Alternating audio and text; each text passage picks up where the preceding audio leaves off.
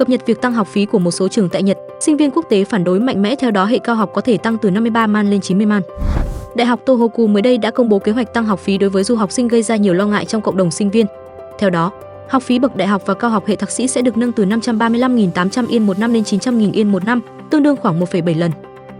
Trước quyết định này, một nhóm sinh viên mang tên Hội Sinh viên Đại học Tohoku suy nghĩ về vấn đề tăng học phí sinh viên quốc tế đã gửi thư chất vấn công khai tới ban lãnh đạo nhà trường vào ngày 12 tháng 12, kèm theo 157 chữ ký ủng hộ. Nhóm yêu cầu trường giải trình rõ ràng về lý do tăng học phí, phương pháp tính toán mức tăng cũng như khả năng sử dụng nguồn kinh phí từ quỹ đại học để giảm gánh nặng cho du học sinh. Đại học Tohoku cho biết việc tăng học phí nhằm cải thiện môi trường tiếp nhận sinh viên quốc tế và nâng cao chất lượng giáo dục. Tuy nhiên, nhiều sinh viên cho rằng quyết định này sẽ làm gia tăng đáng kể gánh nặng tài chính, đặc biệt với những người phải tự trang trải chi phí học tập và sinh hoạt bằng việc làm thêm. Đại diện nhóm sinh viên nhấn mạnh rằng ý kiến của du học sinh dường như chưa được phản ánh đầy đủ và kêu gọi nhà trường có phản hồi thỏa đáng, minh bạch. Nhà trường được đề nghị trả lời bằng văn bản trước ngày 9 tháng 1.